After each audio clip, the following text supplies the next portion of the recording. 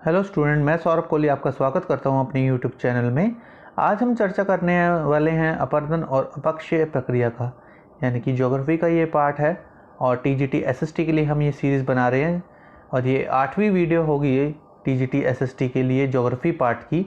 इससे पहले हम पॉलिटिकल साइंस और इकोनॉमिक्स की वीडियो बना चुके हैं, वो आप प्लेलिस्ट में जाके चेक कर सकते हैं। और इस चैनल के साथ आप जुड़े रहें, इसे लाइक शेयर एंड सब्सक्राइब करना बिल्कुल ना भूलें। तो चलिए शुरू करते हैं एमसीक्यूज़। विध्वंसकारी बलों का प्रमुख कारकों में आप किसे शामिल नहीं करोगे? सूर्यताप को। अनाच्छादन यानी कि डेनुडेशन के साधनों की सक्रियता में आप किस कारक को शामिल नहीं करेंगे? गुरुत्वाकर्षण को। मास मूवमेंट किस प्रक्रम यानी कि प्रोसेसेस का परिणाम है? गतिशील का।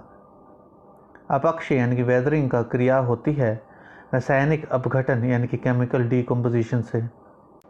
भौतिक प्रकरण यानी कि फिजिकल प्रोसेस में आप किस कारक को शामिल नहीं करेंगे? तापीय परिवर्तन, तुषार क्रिया, जीव जंतु एवं वनस्पति या ऑक्सीजन।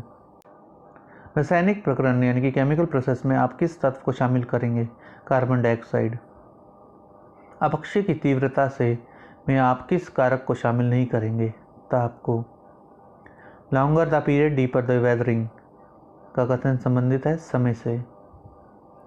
अपक्षय यानी कि शैलों के विघटन से आप किस कारक को शामिल नहीं करेंगे? मानव कारक। अपक्षय के भौतिक कारकों में आप किसे शामिल नहीं करेंगे? मानव। इनमें अपक्षय के लिए कौन सा तत्व आप रासायनिक कारक में शामिल नहीं करेंगे? हीलियम। अपक्षय के लिए जैविक कारक में आप किसे शामिल नहीं करेंगे? कीड़े मकोड़े।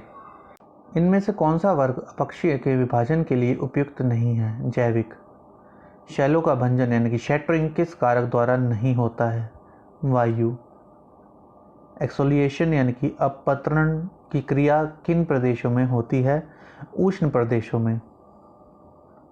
पत्रकन यानी कि फ्लेकिंग कहते हैं जब शैल की ऊपरी परत पृथक होने लगती है। अब दलित गुंबद यानी कि एक्सफोलिएटेड डोम मिलते हैं मरुस्थलीय भागों में। जब वर्षा का जल शैल से उनके अनेक अम्ल और कार्बनिक पदार्थों का घोल लेता है और उस घोल से तब नया रासायनिक मिश्रण उत्पन्न होता है, उसे कहते हैं हाइड्रोलाइसिस। जल के साथ लवण का मिश्रण होने से कुछ अम्ल तथा क्षार निर्मित होते हैं, क्रिया कहलाती है हाइड्रेशन।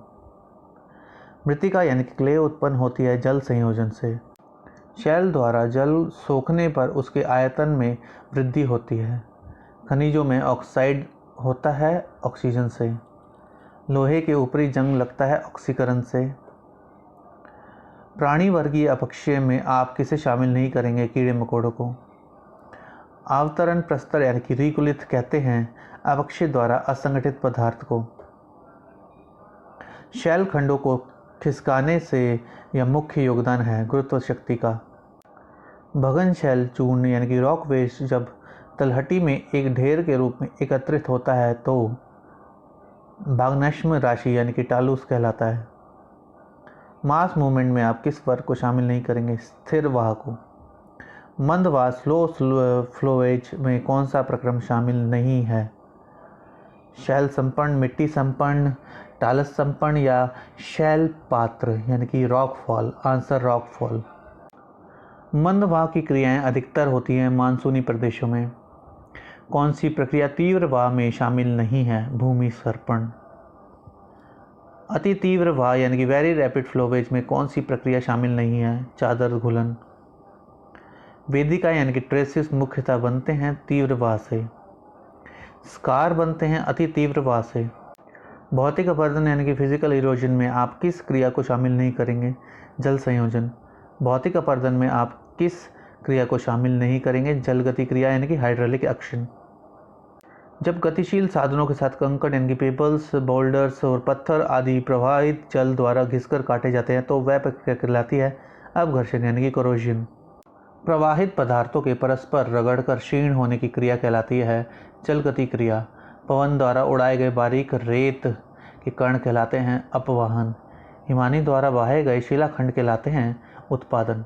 इस तरह हमारा ये चैप्टर भी कंप्लीट होता है। आप इस सीरीज़ के साथ जुड़े रहिए, टीजीटी एसएसटी की सीरीज़ के साथ। ऐसे एमसीक्यूज़ आपको और कहीं देखने को नहीं मिलेंगे। आप इस चैनल को लाइक, शेयर एंड सब्सक्राइब करना बिल्कुल ना भूलें और बेल आइकन को ज़रूर दबाएं। धन्यवाद।